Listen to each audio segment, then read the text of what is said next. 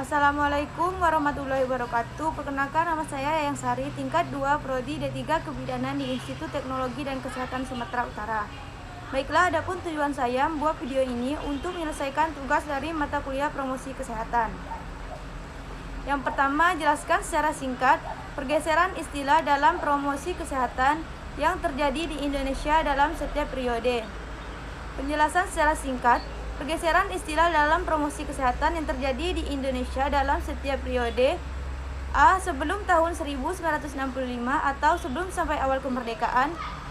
Pada saat itu istilahnya adalah pendidikan kesehatan dalam program-program kesehatan. Pendidikan kesehatan hanya sebagai pelengkap pelayanan kesehatan, terutama pada saat terjadi keadaan kritis seperti wabah, penyakit, bencana. Sasarannya individu dengan sasaran program lebih dari perubahan pengetahuan seseorang. B. Periode tahun 1965 sampai 1975. Pada periode ini mulai perhatiannya kepada masyarakat. Saat itu juga dimulainya peningkatan tenaga profesional melalui program Health Education Service atau HES. Tetapi program intervensi masih banyak yang bersifat individual walau sudah mulai aktif ke masyarakat. Sasaran program adalah perubahan pengetahuan masyarakat tentang kesehatan. C. Periode tahun 1975 sampai 1985. Istilahnya mulai berubah menjadi penyuluhan kesehatan di tingkat Departemen Kesehatan, ada Direktorat PKM. PKMD menjadi program adalah sebagai pendekatan community development. Saat itu program UKS di SD memperkenalkannya dokter kecil udah mulai aktif membina dan memberdayakan masyarakat. Saat itulah Posyandu lahir sebagai pusat pemberdayaan dan mobilisasi masyarakat. Sasaran program adalah perubahan perilaku masyarakat tentang kesehatan. D. Prode tahun 1985 sampai 1995. Saat itu program UKS di SD memperkenalkannya dokter kecil sudah mulai aktif membina dan memberdayakan masyarakat. Saat itulah Posyandu lahir sebagai pusat pemberdayaan dan mobilisasi masyarakat. Sasaran program adalah perubahan perilaku masyarakat tentang kesehatan. E. Periode tahun 1945 sampai sekarang PKM menjadi promosi kesehatan, bukan saja memberdayakan massa yang menjadi tujuan, tetapi juga kemitraan dan politik kesehatan atau termasuk advokasi, sehingga sasaran promosi kesehatan bukan saja perubahan perilaku tetapi perubahan kebijakan atau perubahan menuju perubahan sistem atau faktor lingkungan kesehatan. Soal nomor 2. Sebutkan rumusan prioritas promosi kesehatan di abad 21 menurut Piagam Jakarta. Prioritas promosi kesehatan di abad 21 menurut Piagam Jakarta. A. Peningkatan tanggung jawab sosial dan dalam kesehatan. B. Peningkatan investasi untuk membangun kesehatan. C. Peningkatan kemahiran untuk kesehatan. D. Peningkatan kemampuan untuk perorangan dan memberdayakan masyarakat. E. Infrastruktur untuk promosi kesehatan. Soal nomor 3. Kepanjangan dari singkatan atau istilah PKMD, UKS, KIE, PSM.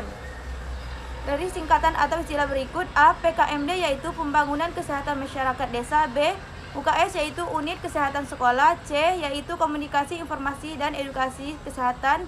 D. PSM yaitu Pekerjaan Sosial Masyarakat. 4. Sebutkan 5 poin penting rumusan upaya promosi kesehatan berdasarkan Piagam Ottawa tahun 1986. 5 poin penting rumusan upaya promosi kesehatan berdasarkan Piagam Ottawa tahun 1986. 1. Kebijakan berwawasan kesehatan, health public policy, ditunjukkan kepada pembuatan kebijakan agar mengeluarkan kebijakan publik yang mendukung kesehatan. 2. Lingkungan yang mendukung, ditunjukkan kepada para pengelola tempat umum termasuk pemerintah kota agar menyediakan prasarana-prasarana yang mendukung terciptanya perilaku sehat bagi masyarakat. 3. Reorientasi pelayanan kesehatan. Selama ini yang menjadi penyedia atau provider pelayanan kesehatan adalah pemerintah dan swasta, sedangkan masyarakat adalah sebagai pengguna atau pelanggan pelayanan kesehatan. Pemahaman ini harus diubah, bahwasanya masyarakat tidak sekedar pengguna tetapi bisa sebagai penyedia dalam batasan-batasan tertentu melalui upaya pemberdayaan.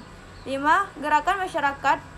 Adanya gerakan-gerakan atau kegiatan-kegiatan di masyarakat dan mendukung kesehatan agar terwujudnya perilaku yang kondusif dan memelihara dan meningkatkan kesehatan mereka. 5. Sebutkan hal-hal yang termasuk dalam perilaku yang menguntungkan kesehatan. Hal-hal yang termasuk dalam perilaku yang menguntungkan kesehatan. Yang pertama, makan teratur. Kedua, makan makanan yang mengandung gizi, protein, vitamin, dan karbohidrat. Selanjutnya, rajin berolahraga, banyak minum air putih. 6. Apa sajakah yang termasuk dalam determinan sosial yang mempengaruhi kesehatan? Yang termasuk dalam cerminan sosial yang mempengaruhi kesehatan pertama, budaya, politik, ekonomi, pendidikan, faktor biologis, dan perilaku. Cukup sekian dari video saya, lebih dan kurangnya saya mohon maaf. Saya akhiri, wabillahi taufiq wal hidayah. Wassalamualaikum warahmatullahi wabarakatuh.